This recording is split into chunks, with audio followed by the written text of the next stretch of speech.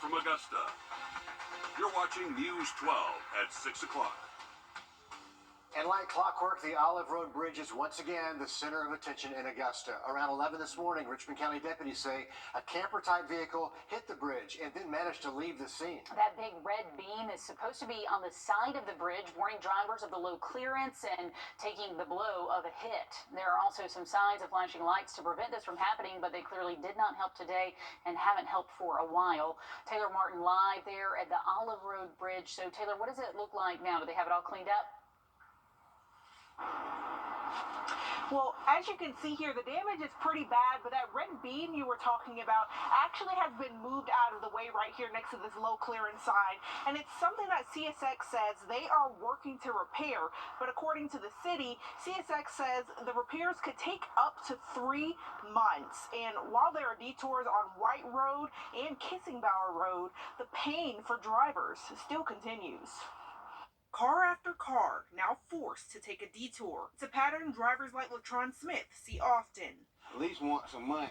A road closed sign, a detour sign, and flashing lights, just like clockwork. This always happens, so it don't surprise me no more. But I mean, it looked worse this time because the railing fell out. John Ussery with Traffic Engineering says the city is doing everything in their power to prevent this, including more than 30 warning devices. We're just hoping that people recognize what we've already done, and we hope to move forward with the other devices soon. He says they're working with CSX to bring another warning device. It's called a chain curtain, a pole and an arm like you would have on a traffic signal, but instead of signal heads that change color, you have chains that hang down, and the chains are the same height as the bridge. As far as repairs, CSX says they did come out to inspect the damage, and the road will be closed until repairs are complete. Until then, the cycle repeats for drivers who take this route daily. This is a good route for everybody who stay in this area, and I hate for them to close it.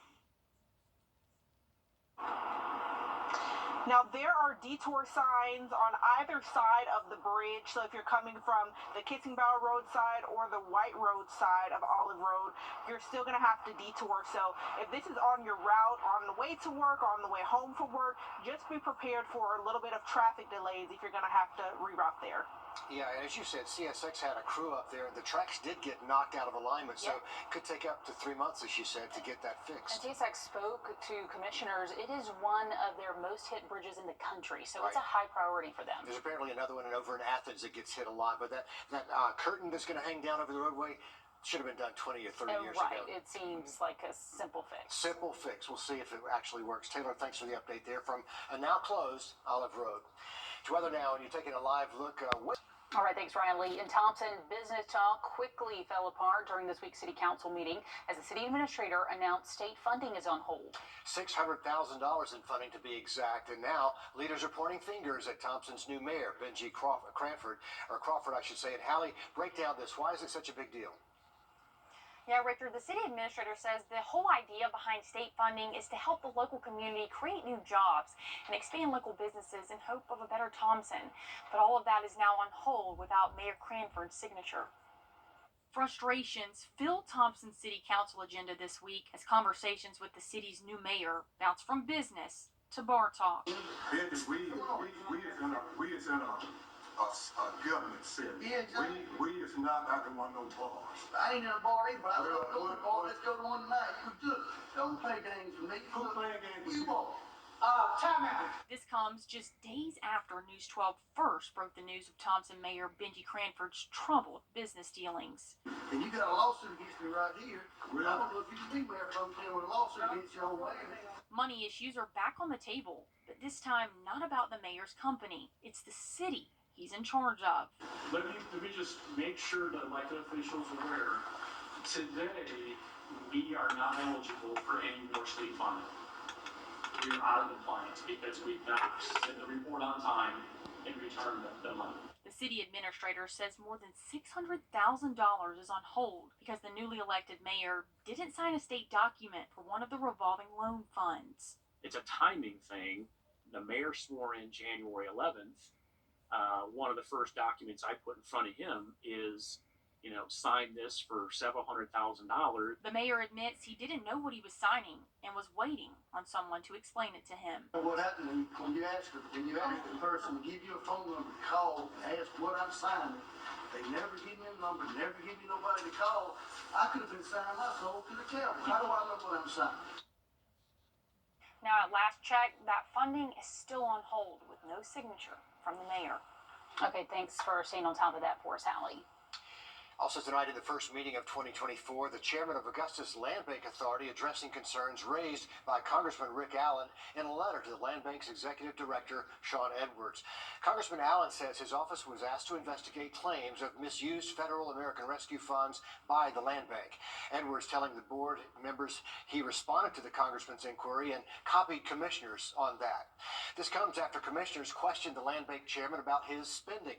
In response, Chairman Johnson says he's creating a finance committee to be responsible for turning in reports and coming up with a travel policy for members of the Land Bank. And he wants to create additional policies to address personnel issues. Augusta National is one step closer to acquiring an Augusta-Richmond County park. Today, the Land Bank voted to transfer West Vineland Park from the city to the Land Bank. The attorney for the Land Bank said the purpose of the transfer is to sell the park to Augusta National. The park borders the east side of the golf course. The decision comes after Augusta National entered into a rental agreement with the city to lease part of Eisenhower Park for parking during the tournament. Last month, we learned the park was leased out for 3 years to be used for overflow parking. Augusta City Council members saying this will ultimately improve the area, but not all neighbors are convinced. The Ronald McDonald House of Augusta got a special donation today from the furniture store Lazy Boy. Each year, Lazy Boy donates new furniture to every Ronald McDonald's house across the country, helping out with the charity's goal of providing families a comfortable place to stay while their child is in a local hospital. It helps lift the weight off the charity's shoulders as well. It's great from a planning and budgeting perspective. It's great to have local support and knowing that, if some things are going to break, some things are going to get old, and we already, we don't have to worry about budgeting that as an expense. We're able to accept these donations from Lazy Boy, and it helps us put more of our resources into our mission, which is, keeping our families as happy as possible and as safe as possible.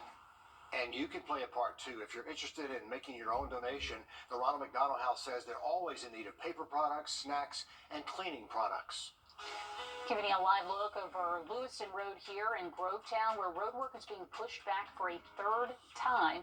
The impact this is having on your commute and local businesses coming up.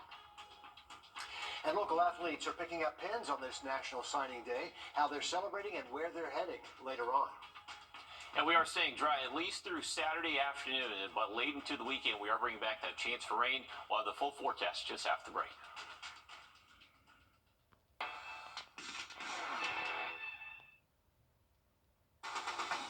Now, your first alert weather with Chief Meteorologist Riley Hale. Well, it was a sunny and comfortable afternoon, but technically speaking, just a little bit below average, but we'll call it seasonal. We've been close to normal over the last couple of afternoons. We are expecting warmer weather to arrive, though, starting tomorrow, most likely getting back seasonal highs in the low 60s Thursday afternoon, and then we're talking highs close to 70 Friday all the way through early next week. With this warmer air moving in, it's going to bring back some rain chances late this weekend, but next couple of days, we're just going to notice some cloud cover showing up. So partly cloudy skies Thursday. Cold start, upper 20s, afternoon highs 60s. You can see with the cloud cover overnight Thursday into Friday morning that we'll keep our lows generally in the 40s, so a much warmer start and then a warmer afternoon despite those clouds hanging around most of our Friday. So all this warm air that is west of us, that's what's going to be building in over the next couple of days. All this rain across the central plains, that's going to be holding out until we most likely get into our Saturday night and especially into Sunday and Monday. Here's a look at how our rain chances are just kind of spread out as we roll into the weekend. The rain chances we're expecting Saturday, pretty slim during the day. Most likely going to see that. Nice weather nonetheless. Definitely going to be feeling warm out there the next few afternoons. And then keep that umbrella close by for Super Bowl Sunday. Thank you, Riley. Happening now in Augusta, community members discussing the future of the Weed School. The historic school could be turned into more housing for the Sand Hills neighborhood. The Augusta Land Bank sold that school back in October, but some neighbors are worried about the history of the school just being erased. Others see the development as a way to increase property values over there, and you can see a pretty good turnout. Wrdw is also in the room, and she's going to have more for us about what they discuss tonight here at 11 o'clock. Drivers and businesses are frustrated as the bridge and ramp closures on Lewiston Road pushed back for a third time. This interchange is getting a diverging diamond interchange just to help traffic keep moving. But the closure that was supposed to start tomorrow, that is now postponed another 2 weeks. Nick Veland is live there on Lewiston Road. And Nick, this is not only hitting drivers, but those local businesses are ready for this road to be opened and flowing. Absolutely. We're right in the middle of Lewiston Road. As drivers head towards I-20, they'll see a new sign with new dates for when that bridge and ramp will be closed, and it's having businesses adapt. La Cocina del Rey, Docks Porch Side. 2 local spots located just by the on-off ramps of exit 190 in the middle of a construction hotspot. Now, they're dealing with another delay for when the ramps are going to be closed. Oh no, here we go again. Hopefully by this time now they can actually have a set date and finish up when they're supposed to. Columbia County wants those to know that the delays have been because of potential weather over the 4-day stretch, impacting the amount of work that they can get done. If they're hoping for a full 4 days without any kind of weather coming through this time of year, I think they're kind of hoping for a miracle because it's just so wet, kind of dreary time of year. Businesses are trying to stay positive. Hopefully we get a miracle when they, get a sunny weekend and get it done. Docks Portside says that they lose out on around 20 to 30% of sales during what should be their lunch rush. Here's El Rey during their lunch. Empty. It's just hard, if for us it takes us like the time to think about, should I go to Grovetown? I know our customers feel exactly the same way. Businesses look to eventually get over the hump when the closure happens and normal traffic coming off the interstate won't be there anymore. We hope that it won't be a business killer for the weekend, but we're just going to open up and hope for the best. And again, those dates are from February 22nd to the 26th, where we see a lot of workers in safety vests in this area during that time period. And again, the county is asking those to remain patient as they try to get as much work done as they can when the weather allows them to. And we posted some pictures of what this diverging diamond is going to look like and act like. It's worth a look online if you haven't seen one before. Yeah, pretty interesting traffic pattern. They say it's a lot safer, too. Nick, thanks. Hundreds of local runners getting set for the Augusta Half Marathon. It's coming up in just a few short weeks. It'll be Saturday the 24th. Runners can aim for a 5K, a 10K, or the whole half marathon. I would say, come out. It's a great crowd, and it's a lot of local participation, which is great to see. We have a couple of work. The entry fees stay right here locally. That money goes towards scholarships the Augusta Sports Council hands out, as well as keeping the nonprofit up and operating the rest of the year. And new this year, a virtual race if you want to stay there at home, maybe walk on a treadmill or just around your neighborhood and avoid the crowd. So some options there for a good cause. It is National Signing Day. Some of our local athletes are making their dreams of playing the sport they love into a college reality. Dan shines a spotlight on our local stars next in sports. Now, on your sideline. While the hype surrounding National Signing Day has changed a little bit over the years, a few things have stayed the same, which are the passion, the love, and the amount of work that high school athletes and their families put into making their lifelong dreams of playing in college a reality. Let's start things off at North Augusta, where 4 Yellow Jackets are making their plans to place the sport they love in college official, in addition to Addie Waugh joining the volleyball team at USC Lancaster. 3 more Yellow Jackets will be playing college football. Rod Collins is going to Newberry College. Evan Waldauer will be at Wingate University next year. And Beans Hunt will be taking his ability to make explosive plays on to Limestone University. It's been a dream come true. I've been trying to work at this forever. And I just like to thank all my coaches and everybody's helped me fall in love with football, and all my friends and family for everything they've done for me, put me in this situation. And it feels great, and it's awesome. In Graniteville, Midland Valley had 8 football players sign the dotted line to play for South Carolina State, Barton College, Erskine College, Newberry, Fayetteville State, and Iowa Western Community College. All of these young men played crucial roles in the Mustangs winning their region title, completing a perfect regular season, and making it 3 rounds deep into the playoffs. It's a blessing. I mean, not many people get to go to play at college, no matter Division I, Division II, no matter any level. It's hard to get there. Coach told us once we signed that paper, it's just the beginning. So I don't feel like nothing in. I just feel like stuff just not getting started. It's going to keep getting harder from here.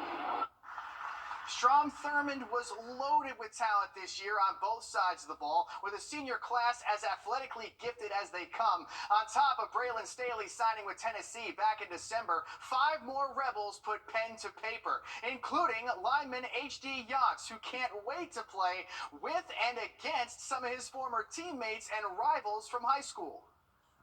Turn enemies to friends, I reckon. We play against them, and then you have to be their teammates. So they're really good players, though, but I'm excited.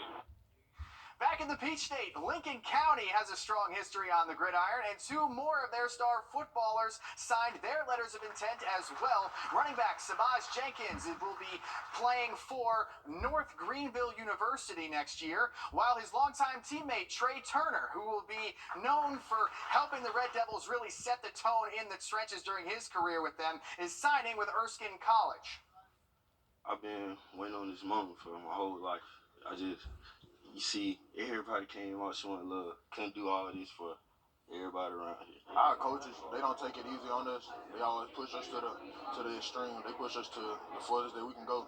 So that's probably going to get me ready for a lot of college stuff. A little closer to home, Lakeside held signings for 7 of their athletes in football, baseball, softball, lacrosse, and golf. Barrett Loftus is one of the best high school golfers in the area, and he's going to be driving, chipping, and putting for Lee University moving forward. The Lakeside golf team finished in 4th place in the Class 6A state championships last year. Swainsboro's football team has been in the state championship 2 years in a row, and the success just keeps on roaring for those Tigers. Linebacker Gerard Stewart is taking his talents to Georgia Military College, and wide receiver Schuyler Coney will be attending St. Andrews University. That's it for sports. We'll be right back after this quick break. The First Alert Team, the best in Georgia. I'm Chip Lewis with 64 Insurance Group. The Medicare enrollment process can be overwhelming. Let us take that burden off your shoulders. We're local, and we're here to help. Don't wait until you're 65 to call. Are you 64.com. I served my country as a Marine. I spent 2 tours in Vietnam. And now George Sink Injury Lawyers is serving you. We're here to help. Call all 9s. Never took you for a mariachi guy. Really not a huge fan, but seems to be all of us do these days. Are you 64.com. Who are you talking to? Coming up on the CBS Evening News, Super Bowl 58 is now just days away, and authorities are cracking down on counterfeit goods in Sin City. Why buyers of fake goods may also be at risk of identity theft. That and more headlines tonight here on the CBS Evening News. Well, over the next couple of days, we are going to notice more clouds showing up across the region, but we should stay with dry weather until we get to most likely Saturday evening, Saturday night, and then really expecting much higher rain chances Sunday into Monday early next week. So plan accordingly for those outdoor plans this weekend. Unfortunately, with the higher rain chances this weekend, it's also going to be dropping our barometric pressure, so aches and pains could feel a little bit worse than usual once we head into the weekend, and really seeing that pressure dropping all the way into Monday afternoon before it does start to rebound. So a heads up, may just feel a little bit extra aches out there for the weekend forecast. Also getting a little bit breezy. Once this system gets closer towards us Sunday and Monday, we could see wind gusts to around 20, maybe close to 25 miles an hour at times. So nothing too excessive, but just a little bit breezier than usual, and that will be showing up late this weekend and early next week. We are live again at the top of the hour on 26 News. We'll see you tonight at 11.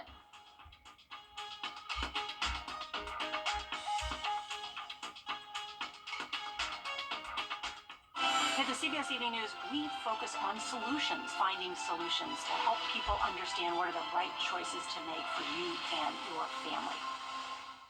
The 2024